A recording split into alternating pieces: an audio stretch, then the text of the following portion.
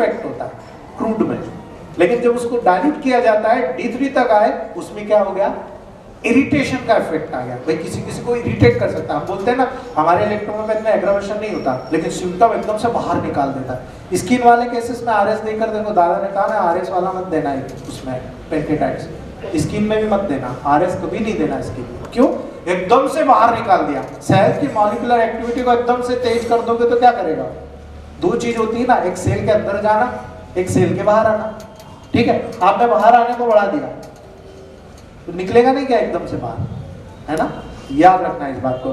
तो यहाँ पर जो D4, D5, D6 है प्योरली क्रॉनिक डिसीज का रामबाण है। आपको टेंशन लेने की जरूरत नहीं, किसी भी पेशेंट को क्रॉनिक में आप इस केस पर हैंडल कर सकते हो। आप में से कितने लोग 19 पे इसमें क्यूर करते हैं D4, D5, 6 में?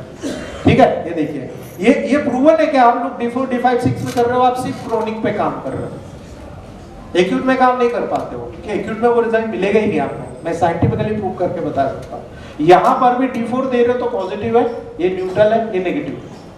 आपको देखने के नेगेटिव पॉजिटिव, पॉजिटिव में नेगेटिव, नहीं समझ में आता न्यूट्रल दे दो। आप देखो ज्यादातर किताबों में फार्मूले क्या दिए गए? D5। कपिल सर गलत बोल रहा हूँ? D5 दिए गए। भाई क्यों दे रहा है? अरे कई किताबों में तो केवल मेडिसिन लिख दी है, उसके आगे कुछ नहीं है, कोई पोटेंसी नहीं है। तो भाई हम इतने अंतर्यामी थोड़ी है कि हमको पता लग जाएगा कि कहाँ देना, कैसे देना, है ना?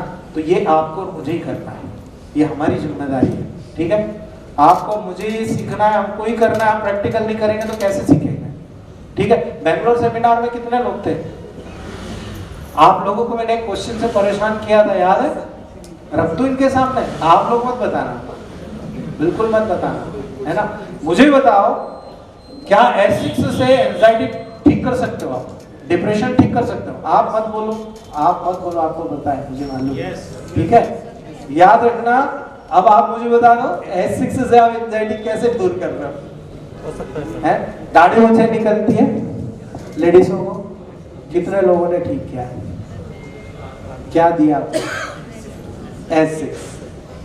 ठीक है, S6, S2, L1, B, these 4 remedies directly connecting with hair problems। ठीक है, इसमें वाई की 2 बूंद अलग से डाल देना, आप देखना मैजिक। 2 महीने 3 महीने दाढ़ी मुझे आना बंद हो जाएगी। और लड़के को मत दे देना, बेचारा कल्पा ही करेगा, है ना? ध्यान रखना। ठीक है, तो ये कॉन्सेप्ट है, आप यहाँ पर काम कीजिए। मैं किसी भी प्रोटोकॉल को गलत नहीं बोल रहा हूँ, मैं आपको आगे भी बता रहा हूँ कि देखो इनका चेंजेस कैसे होता है। आप जब यहाँ पर आपने एक्यूट देख लिया, क्रॉनिक देख लिया, अब ये मुझे बताओ, अगर कहीं पर डिजनरेशन हो रहा, डिस्ट्रक्शन हो रहा, अभी मैंने उदाहरण दिया था, पूरा एनल फटा हुआ, एनल एरिया, है ना? आपने डिजनरेशन को ठीक करना, डिस्ट्रक्शन को ठीक करना, आपके बोन में डिजनरेशन हो गया, बल्जिंग हो गया। ठीक है, एक तरफ आपको न्यूट्रिशन देना है ना, मिनरलाइजेशन कैपेसिटी को बढ़ाना, और दूसरी तरफ क्या करना है? आपको हील करना है उसको। करेक्ट? आप मुझे बताओ C3, C4 में से सबसे बेस्ट बोन रेमेडी कौन सी है? जिसने C3 बोला वो परफेक्ट है, उसको मैटी जी का आशीर्वाद है, और जिन्होंने C4 बोला ना, आज मिलेगा आशीर्वाद। याद रखना, C3 is direct related to bone, C4 is not directly related to bone, because C4 से mineralization capacity बढ़ती है। याद रख लेना मेरी बात को। आप कहीं भी किसी भी स्ट्रक्चर को पढ़ लेना, बोन की फिलॉसफी पढ़ लेना। जब हमने अभी एंडोक्राइनोलॉजी जो पार्ट 4 वाले हैं उनको पढ़ा, उनको ये चीज पूरी समझ में आ गई, भूलने की जरूरत नहीं। आप डिस्कबल जो हो रहा है C3 दे दो, ठीक है? आप डिजनरेशन हो रहा है C3 दे दो, जनरल टॉनिक में C3H5 आरी डाल के दे दो। उसके बाद मुझे बताओ कैसा रिजल्ट मिलता। 24 घंटे में पेशेंट बोलता मेरा कमर दर्द। महिलाओं की सबसे कॉमन समस्या क्या है बताएं? बोन में पेन होना, बैक साइड, है ना? आप केवल C3, F1, S1, L1, W को D5 में दे देना, आप देख लेना। ठीक है, मैं इसीलिए कह रहा हूं आपको, ये चीजें प्रूव करके बता रहा हूं। और उसके बाद में आरी को हटाकर वहां पर, मतलब अगर पेन किलर में आरी दे रहे हो, पेन बंद करना, पेन बंद कर दो, उसके बाद आरी हटा के जी कर दो, परमानेंट हील हो जाएगा, दोबारा हो ही गए नहीं उसको। और ये इलेक्ट्रोमेगनेट की सबसे बड़ी विशेषता होती है, एक बार किसी डिसीज को क्योर कर दिया गया है, दोबारा वो डिसीज रिपीट नहीं होती। आप साइंस में देख लेना। बस ये ध्यान रखना, पेशेंट ने ईमानदारी से हमारा फॉलो किया है क्या? आपने ईमानदारी से डोसोलॉजी चेंज किया है क्या? आप एक ही ट्रीटमेंट को कंटिन्यू वही का वही पेशेंट आ रहा देते जा रहा है, कितने दिन काम करेगा? कितने दिन काम करेगा, है ना? दूसरी बात। तीसरी बात, जब डीजनरेशन डिस्ट्रक्शन की बात आती है तब वहां पर D7 से D9 का बहुत बड़ा रोल। पाइल्स कहां पर ठीक करते हो? D6 में हो जाता है पाइल्स ठीक। को देख लेना, मैं चैलेंज करता हूं, हमारे गैंग्रीनल कोड लगाने से लोग तो मस्से गायब कर देते हैं D4 में। मुझे अभी गुजरात के डॉक्टर ने बहुत अच्छा फीडबैक रहा, हेड्स ऑफ है उनको, शायद आए हुए हैं अपने ग्रुप में, बहुत बढ़िया प्रूफ भेजा उन्होंने, इतना सॉलिड प्रूफ भेजा है कि मतलब विद इन 72 आवर्स रिडक्शन हो गया। और ऐसी जगह था कि मैं बता नहीं सकता, बयान नहीं कर सकता आपको, ठीक है? आप गैंग्रीनल D4 को बना के हॉट वाटर में फिट करी, थोड़ा सा गोल करंट 10 बूंद डालकर उसको 1 महीना बिठा दो, मस्से कहाँ जाएंगे? मत दो इंटरनल मेडिसिन, आप देख लो, केवल वर्क देखो आप पेशेंट को, आपको कुछ समझ में आ जाएगा कि हाँ यार हमने गैंग्रीनल D4 दिया था, मस्से ही गायब हो गए। अगर हम इंटरनल दे देते तो कहाँ दोगे इंटरनल पाइल्स में? बोलने की जरूरत है, ठीक है? ये प्रूवन बता रहा हूं। दूसरी बात, जब आप D10 की बात करते हो, this is a specific protocol जो लोग 1 नाइट से यूज करते हैं। ये प्रोटोकॉल D10 में आप दे दीजिए, कैंसर ठीक हो जाएगा आपके पास, ठीक है? It is a specific remedy which is, अगर आप मतलब एक तराजू के दो पलड़े में टैली करोगे ना, तो अभी जो मैं 147 बताऊंगा आपको समझ में आएगा। 147 में यही काम 1000 डाइल्यूशन करता है, D10 का जो काम करता है, ठीक है? लेकिन एक कैपेसिटी होती है। अभी कई लोगों के ऊपर से जा रहा हूं और कई लोग बाद में सुनेंगे, जब उनको ऐप में जोड़कर डायरेक्ट ये वीडियो प्रोवाइड किया जाएगा, वो उसको सुनेंगे 2-3 बार में समझ में आ जाएगा, क्योंकि पेनिट्रेटिंग कैपेसिटी सेंग्वाइन वाले की बहुत तेज होती है। एक बार बोला ना, पकड़ लिया। राजा बाबू साहब, सीमा में, ये उसी कैटेगरी में, मल्लिका में, ये इनको मैं बसने नहीं जानता इसलिए बोलता हूँ। देवांगन सर बहुत परेशान करते हैं मुझे, ठीक है ना? तो ये चीज है कि आप इसको, अब इसका सबसे बड़ा उदाहरण बताऊं, देवांगन सर आपको याद है आपने हाई पोटेंसी में फीवर पिल्स बनाया था, कितना बेहतरीन रिजल्ट मिला था, है ना? अगर आप किसी फीवर को विद इन 1 आवर या 1.5 आवर में अगर क्यूर करते हो तो मुझे 1:9 रेशियो से आप D4 D5 D6 से करके बता देना। 1 घंटे में फीवर डाउन दोबारा नहीं चढ़ा। उदाहरण आपके सामने है, और वो भी ग्लोबल्स में प्रिपेयर करके दिया। F2 जो है ना, अब लाइक रिजल्ट आप लगा दीजिए, 15 मिनट पे फीवर डाउन होता, 15 मिनट में। सुन लीजिए, एक और आज तक मैंने मेरी बेटी को आज तक, मतलब मैं बच्चों को कभी भी पैरासिटामोल नहीं पिलाता हूँ।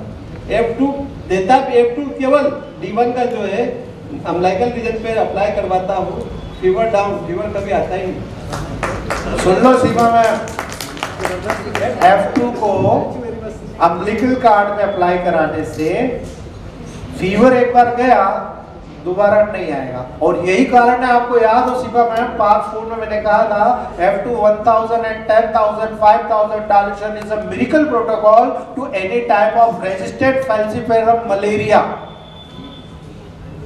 आई will challenge it. MBBS doctor को मैंने चैलेंज किया, आपसे ठीक नहीं हो रहा, मैं ठीक करके बताऊंगा। पांडे सर 3 सप्ताह ट्रीटमेंट देने के बाद टेस्ट नेगेटिव आ गया, ये इलेक्ट्रोमीटर। इसलिए मैं कहता हूं ये मैजिक चीजें सीखो दोस्तों, आप नहीं पढ़ोगे तो इलेक्ट्रोपैथ कभी नहीं बढ़ेगा, 1/9 में रह जाएगा, ठीक है? याद रखना, हर चीज को कॉन्सेप्ट वाइज लो। हमने लिया है, हम भी पहले 10 साल हमने खुद किया, मेटी पिल्स पे काम किया हमने, हम देते ही नहीं थे। एक सिंगल मेडिसिन को 1 गिलास पानी में घोला, दूसरे में घोला, तीसरे में, इसके अलावा देते ही नहीं था। पूछो दादा से, मैंने 10 साल जिंदगी के बिगाड़ दिया। इसको 50,000 दिया, उसको 70,000 दिया, इतनी सी ग्लोबल्स 2,000 रुपए, ठीक है? अभी तो वो सर बता रहे थे कि कोई एक ग्लोबल लगाता है वो 700 रुपए की 7 ग्लोबल। मुझे तो गले से नहीं उतरता भाई, ये कौन सा साइंस है, ठीक है सर? अनिष्ठा मत लेना। मैंने इनको यही बोला कि यार आप खुद बना लो, मैं बताता हूँ आपको टेक्निक। वो क्या कर रहा है, वो रेडियो एक्टिव वेव को जनरेट कर रहा है और कुछ नहीं कर रहा है, बताऊंगा आपको लास्ट में। करेक्ट? इतना समझ में आ गया? अब अगर इसको आप टेली करते हो 147 से, तो आप देखो जब भी कभी इन 19 की बात करोगे, ये पूरा न्यूट्रिशन भी आप पे काम करेगा। आपकी जो सेल्स के मॉलिक्यूलर थेरेपी है ना, वहां काम कर रहा है, ठीक है? आप मुझे बताओ, कैंसर में अगर आपने पॉजिटिव डोज दे दिया तो क्या होगा? मुझे लग रहा है कि आपको मेरी बात उतर गई है, ठीक है? कांग्रेचुलेशन दोस्तों। यही कारण है जब कैंसर का पेशेंट होता है मैं कभी भी 1:9 रेशियो से प्रोटोकॉल फॉलो नहीं करता। अभी सबसे बड़ा उदाहरण आपके सामने बैठा उन्होंने बताया आपको, ठीक है। और हमारे ग्रुप में कई मैम है, तो मल्लिका मैम ने तो लेकर आए, शायद आपको शो करेगा, राकेश भारद्वाज सर भी है शायद, है ना, वो भी लेकर आए, ठीक है। हम उनको टाइम देंगे क्योंकि ये हमारे वो लोग हैं जो अपनी मेहनत, मैं नहीं करता, मैंने केवल रास्ता बताया, अपनी मेहनत से वो केस फॉलो किए हैं दोस्तों, ठीक है।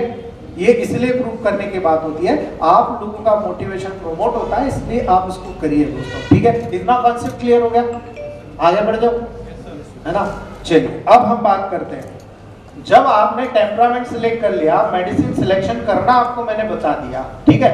हाई पोटेंसी मेडिसिन का अगर आप पेनिट्रेटिंग पावर देखोगे दोस्तों, तो आपको दो चीज समझना है। जब हम यहाँ पर बात करते हैं कि भाई कोई भी रेमेडी आप भले वो D4 में दे रहे हो, उसको अगर डाइल्यूट करके दोगे ना तो वो डाइल्यूशन हो जाएगा, नेगेटिव। अगर वही चीज आप ग्लोबल्स में दोगे या डायरेक्ट फॉर्म तक दोगे ना, ये पॉजिटिव। ये सिद्धांत को अपना लो आप। कोई भी मेडिसिन को अगर आपको फास्ट रिजल्ट चाहिए, भले वो 1000 दे रहे हो, आप डायरेक्ट फॉर्म तक दो। आपको लग रहा नहीं यार मल्टीपल डिसऑर्डर है, पूरी बॉडी में जाना चाहिए, आप डाइल्यूट करके दो, करेक्ट। किरण सर, जितने भी हम हाई पोटेंसी यूज करते हैं, हमने 1000 यूज किया, 5000, 10000 यूज किया, 200 यूज किया, ठीक है। हम ये प्रोटोकॉल फॉलो करते हैं, ठीक है, और हमें उसी का बेसिक साइंस मिलता है, बेसिक रिजल्ट हमको देखने को मिलता है, ठीक है। तो ये रिजल्ट है। नीलिमा मैम आए क्या?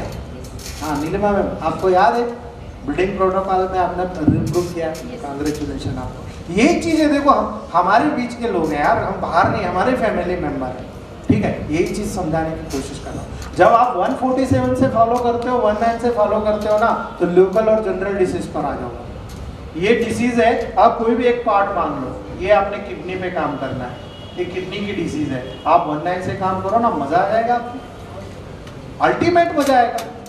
आप यूज करके देखो 19, मैं वहां पर आपको बोलता हूँ कि 19 यूज करो। लेकिन अगर मान लो यहां से फेल रहा है, या आपको मेटाबॉलिक डिसऑर्डर हो रहा, लीवर से आया, स्टमक से आया, ठीक है, आपके इंटेस्टाइन से आया, अलग अलग पार्ट से आया, ठीक है, मल्टीपल डिसऑर्डर, क्या आप एक साथ में वहां पर काम कर सकते हो? 19 से काम कर सकते हो वहां पर, है ना। अगर इसका मैं प्रूफ आपको बता दूं तो नहीं काम कर सकते आप। आपका पेनिट्रेटिंग पावर आपको बढ़ाना पड़ेगा। आप में से कितने लोग फोन पे काम कर रहे हैं? गुरुदेव आप कर रहे हो ना, और कौन कर रहा है फोन पे काम? चलो मैं सबके लिए बोल रहा हूं, मैं लिखूं या समझाऊं, है ना, लिखूं क्या? अरे आपको सब पता है यार, डाइजेस्टिव ट्रैक्ट में कितने ऑर्गन होते हैं, लिखूं क्या? टाइम वेस्ट होगा इसलिए मैं आपको जेन्युइनली बता रहा हूँ। मेडिसिन आपको जरूर बताऊंगा, ठीक है। मैं आपको वो चीज बताने जा रहा हूँ, आप मुझे बताओ जो बोन पे काम करते हो, आप कहते हो साहब इसका कोलेस्ट्रॉल बढ़ गया, इसका विटामिन D3 बढ़ गया, आप कॉन्सेप्ट जानते हो? मैं 3 चीज बताने जा रहा हूँ, और 3 चीज साइंटिफिक वे में उसको हर जगह बताया जाता है, और हर जगह प्रूव करके बताया। मैं इलेक्ट्रोमेथड के बिहाफ पर बताने जा रहा हूँ। इलेक्ट्रोमेथड क्या सोचता है? मैं होम्योपैथ डॉक्टर जरूर हूँ, लेकिन दोस्तों मेरा सोच ही इलेक्ट्रोमेथड का। मैं क्या बोलूँ, मेरी 98 से यही काम कर रहा हूँ, ठीक है, पागल। आज आपको भी बना के छोड़ूंगा। 3 चीज पे ध्यान दीजिएगा। पहला, आप मुझे बताओ ऐसा कौन सा व्यक्ति है जिसको डाइजेशन की प्रॉब्लम नहीं है, ठीक है। एज अच्छी रही तो आदमी खूब खाता है, एज बीच में हो गई तो कम ज्यादा खाता है, और एज जब बुढ़ापे में आ जाता है तो खाता ही नहीं, और खाता है तो फिर उसको हजम नहीं होता। ये चीज दिखने को मिल रही है ना। तो जब आपका माउथ, इंटेस्टाइन, आपका गट्स, स्टमक, जितने भी मेजर ऑर्गन्स होते हैं जो डाइजेशन से जुड़े होते हैं, आप मेरे को एक ऑर्गन का नाम बता दो जहां पर कोलेस्ट्रॉल का मैन्युफैक्चरिंग हो रहा है, ठीक है। ये हमने बात करा GIT, आप GIT की बात करें, गैस्ट्रो इंटेस्टाइनल ट्रैक्ट, सब आ गया, ठीक है। 7 डिहाइड्रो कोलेस्ट्रॉल कहां बनेगा? खाने में जो यूज कर रहे हो ना,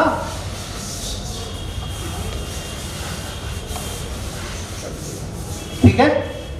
ये डिहाइड्रो कोलेस्ट्रॉल यहां बन गया, क्यों बना भाई? मेटाबॉलिक डिसऑर्डर होगा, मैंने अभी बताया आपको। यदि खान पीन की गड़बड़ हो रही है, भाई आपको कोई खिला रहा है, मिलावट की चीज खिला रहा है, आपको तो टेस्ट अच्छा डाल दिया, आपको तो मंचूरियन बहुत अच्छे लग रहे हैं, ठीक है। आपको तो वो क्या गिंडोले जैसे होते हैं ना, क्या बोलते हैं, क्या बोलते हैं, नूडल्स बहुत पसंद है लोगों को, खूब खाते हैं। उसमें चाउमीन डाल दिया, पता नहीं अजीनोमोटो डाल दिया, बड़ा टेस्ट आता है। समझ रहे ना, मैं वही चीज़ बता रहा हूँ।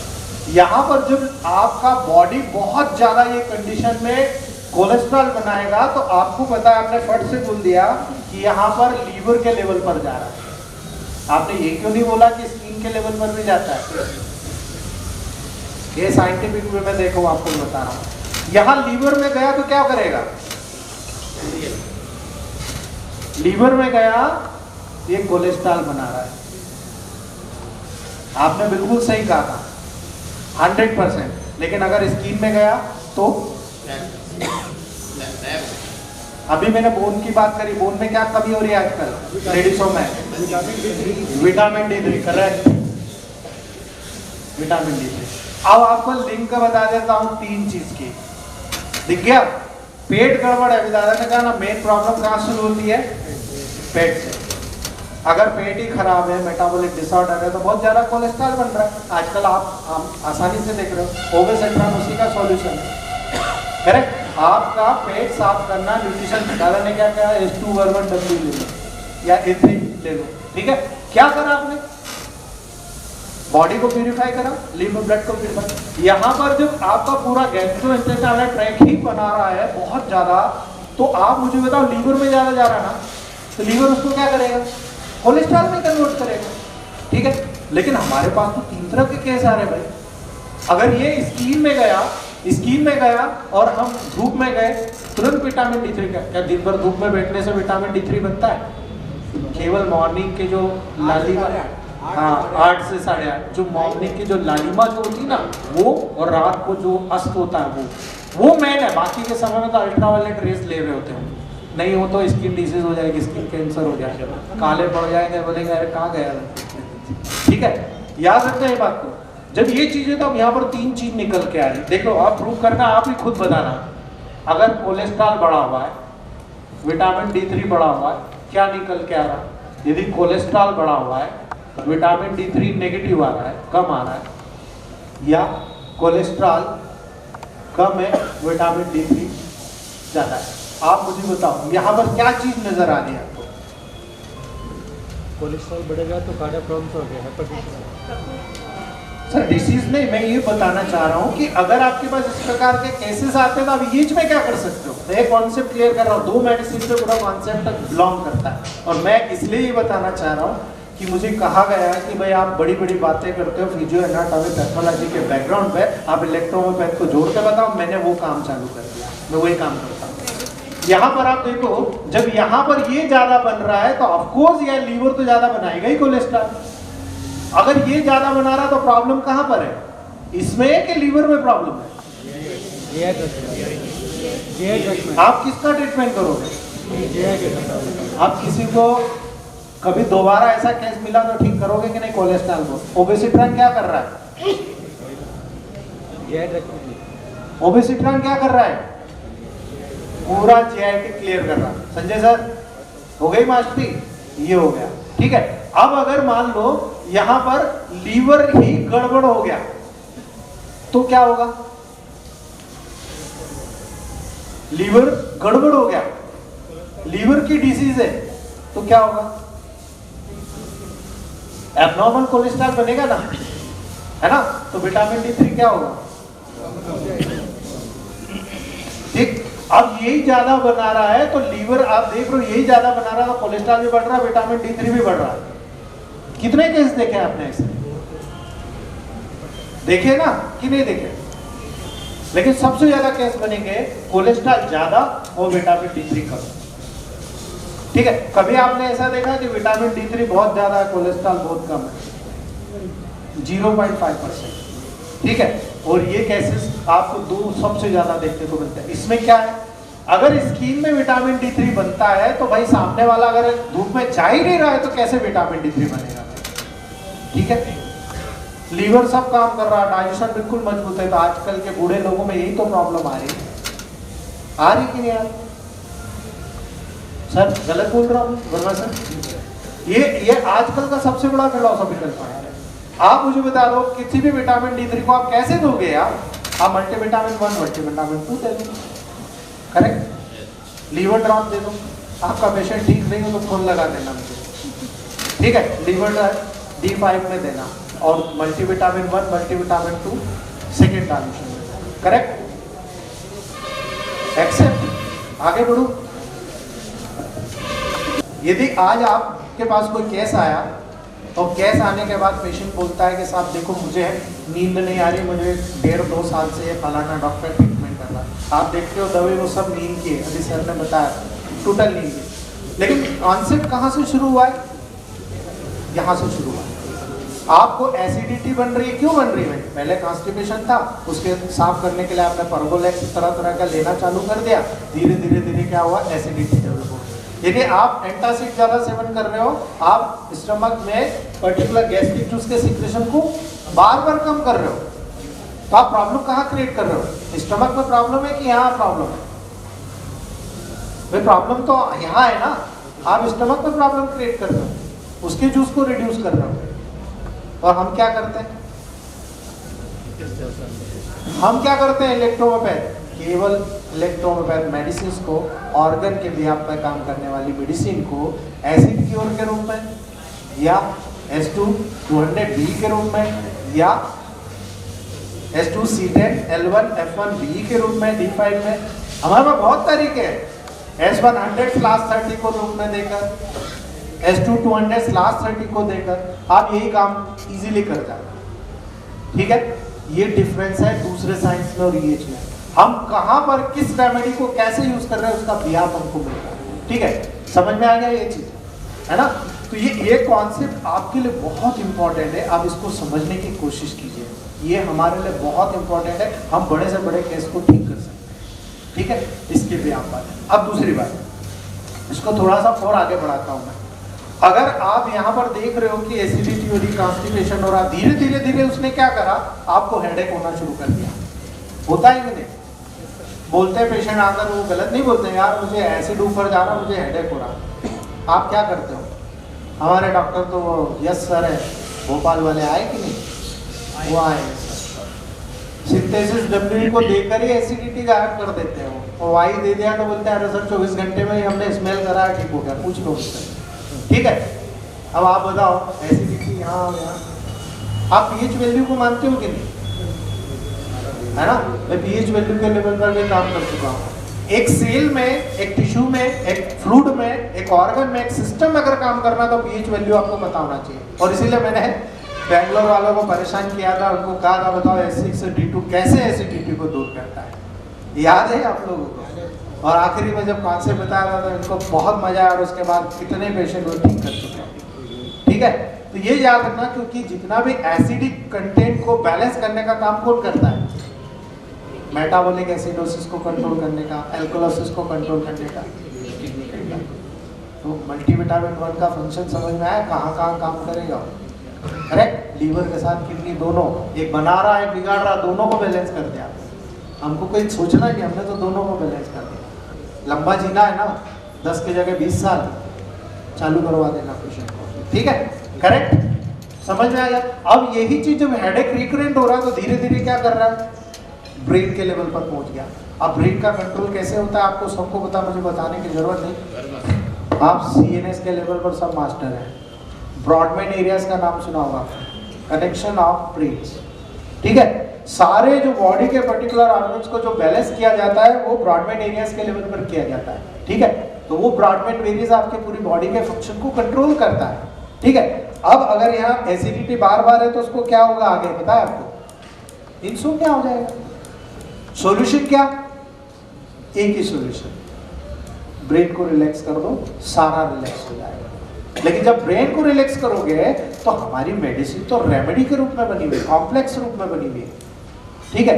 अब कॉम्प्लेक्स बनी होती है तो हम तो क्या बोलते हैं? डिसीज भी कॉम्प्लेक्स है। आ गया डिसीज कॉम्प्लेक्स, सिंगल तो नहीं है ना, आगे डिसीज कॉम्प्लेक्स। शुरू कहाँ से हुई है? कॉन्स्टिपेशन, बाद में क्या हुआ? एसिडिटी, आगे क्या हुआ? हेडेक, उसके बाद क्या हुआ? हो गया कॉम्प्लेक्स डिसीज। तो ट्रीटमेंट क्या होना चाहिए? अगर मैं होम्योपैथ के बिहाफ पे काम करूंगा तो मुझे 6 महीने लगेंगे, क्योंकि मैं एक एक सिम्टम गायब करूंगा। क्योंकि हर व्यक्ति की इंडिविजुअलिटी होती है, हर व्यक्ति का शरीर अलग अलग होता है। एक मेडिसिन एक व्यक्ति पे काम करेगी, कभी भी सबको काम नहीं करेगी। क्या इलेक्ट्रोमोपैथ पे लागू नहीं होता है? इलेक्ट्रोमोपैथ में भी लागू होता है, इसलिए मैं आपको इतना समझा रहा हूँ। मैं वही चीज आपको प्रूव करके बता रहा हूँ। कोई भी फार्मूला क्या आप सभी पेशेंट को देते हो सभी पे काम करता है क्या? फिर इसीलिए मैं समझाने की कोशिश कर रहा हूँ, है ना? याद रखना इस बात को। तो यहाँ पर जब आपने इस प्रकार के मेडिकेशन का सिलेक्शन करते हैं तो आपको तब जाना पड़ता है प्लांट के ऊपर।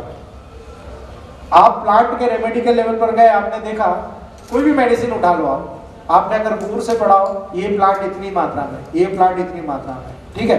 मान लो एक उदाहरण बता रहा हूं, एक प्लांट है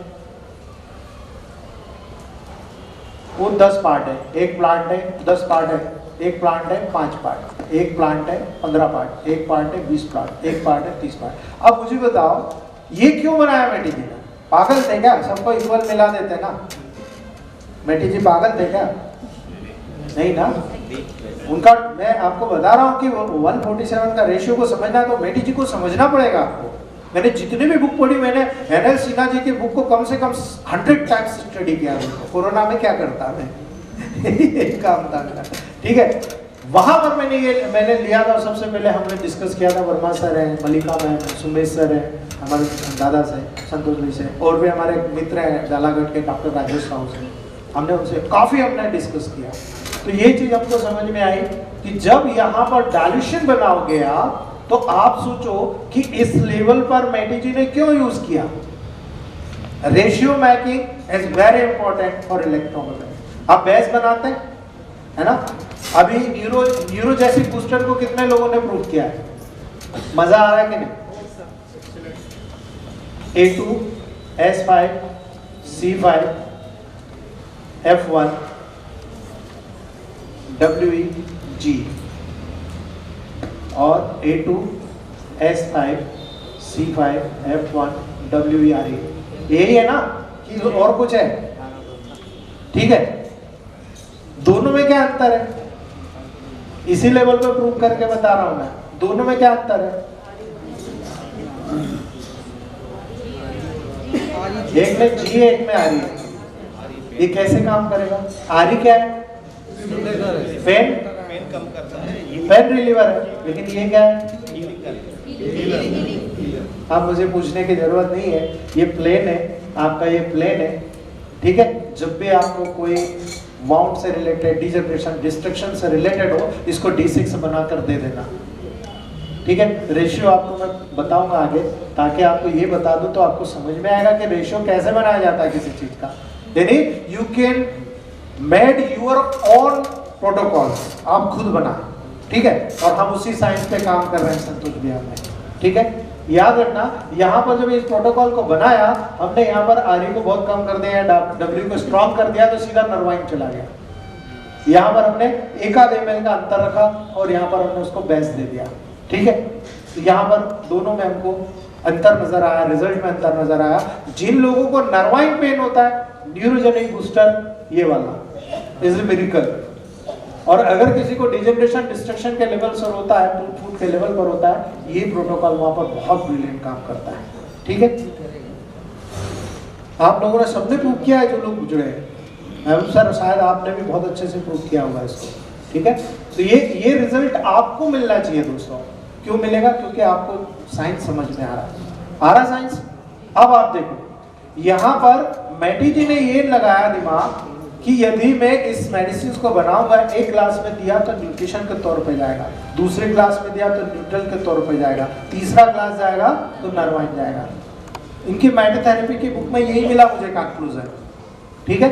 और यही मिला तो मैक्सिमम केसेस जब उनके पास आते थे रोम के हॉस्पिटल में, जब उनको भीड़ लगाई गई कि भैया आप प्रूव करिए, वो 2 ग्लोबुल्स को 1 गिलास पानी में MMP ग्लोबुल्स को डाल देते थे, घोल देते थे, पेशेंट को दे देते थे, ठीक है? पेशेंट लेता था, 1 दिन में बढ़िया। क्यों बढ़िया? क्योंकि उसको न्यूट्रिशन नहीं था, न्यूट्रिशन मिल गया, ठीक हो गया। कई पेशेंट उनके बिगड़ने लगे यार, पहला मिनट उन्होंने उसका 5 ml उठाया, दूसरे में डाल दिया, सेकंड क्लास बना के दे दिया, वही 2 ग्लोबुल्स का घोला। अगली बार आया, कैंसर हो गया भाई, ये हो गया, डिजनरेशन हो गया, टूट फूट हो गई, उन्होंने वही 5 ml दूसरे ग्लास का उठाया, तीसरे में डाल दिया। ये उन्होंने सीखा है, तो फिर हम क्यों नहीं सीखते 19147 भाई? हम दोनों को अप्रिशिएट करो ना।